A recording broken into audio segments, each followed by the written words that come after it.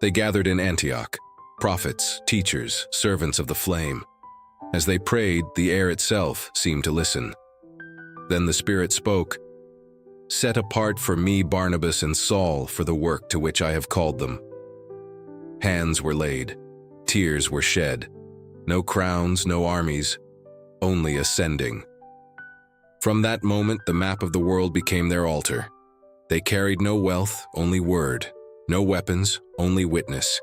And as they walked into the unknown, heaven whispered, "Go." For the gospel was never meant to be confined to walls or nations, but to be wind and fire and freedom.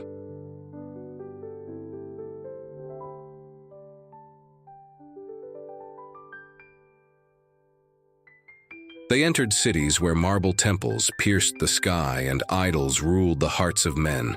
They spoke of a king no eye had seen, a cross that conquered empires. Demons fled, sorcerers burned their scrolls, merchants cursed their losses. Some bowed in tears, others raised stones. Every word was both seed and sword. Paul was beaten, dragged, imprisoned, yet he sang. Because the chains on his hands were lighter than the fire in his bones. Every wound became a doorway, every trial a trumpet, and the name he once tried to erase was now the heartbeat of every breath he took.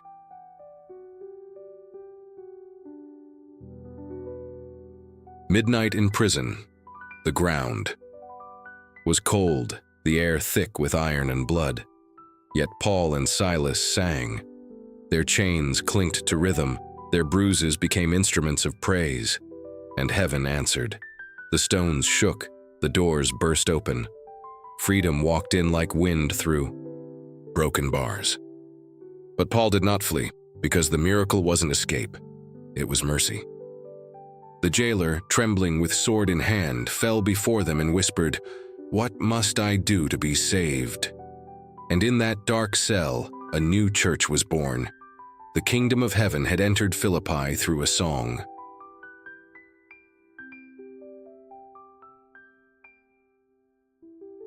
On Mars Hill, the philosopher stood before philosophers.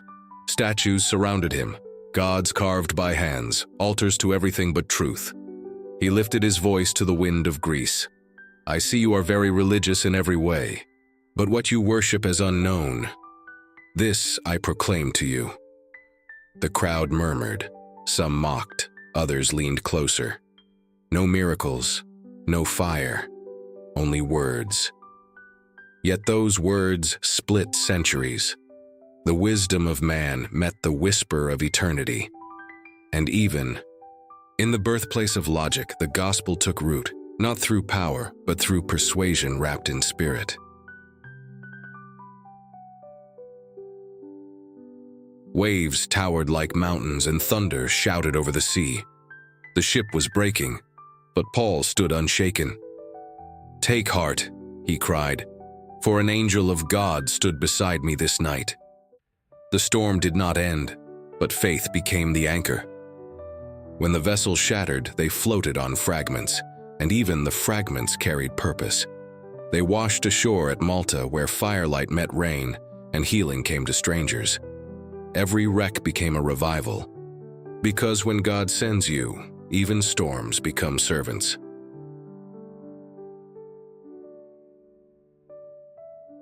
He entered Rome not as a conqueror, but as a prisoner. Yet the empire that ruled the world could not rule his tongue.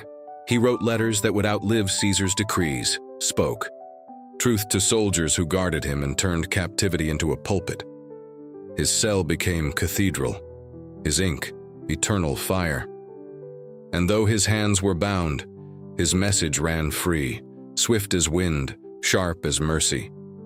He had found the secret. The gospel cannot be chained because it was never man's word.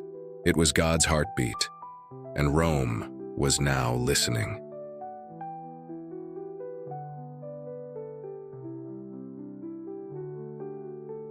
From Jerusalem to the ends of the earth, the fire moved, carried by feet, fueled by faith.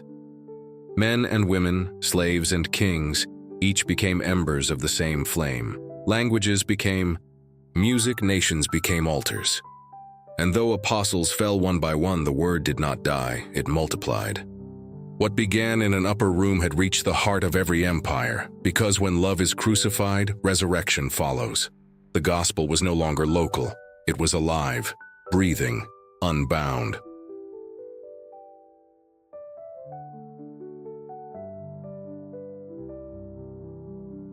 Centuries have passed, empires risen and fallen, but the fire still burns. In cathedrals and caves, in languages Paul never spoke, the same voice still calls, "Go." For the witness ark was never a history, it was a heartbeat. Every believer now carries what Paul carried, the unkillable gospel, the unchained word, the fire that reached the nations and still reaches us. The road from Damascus has no end, only destinations waiting to burn with light.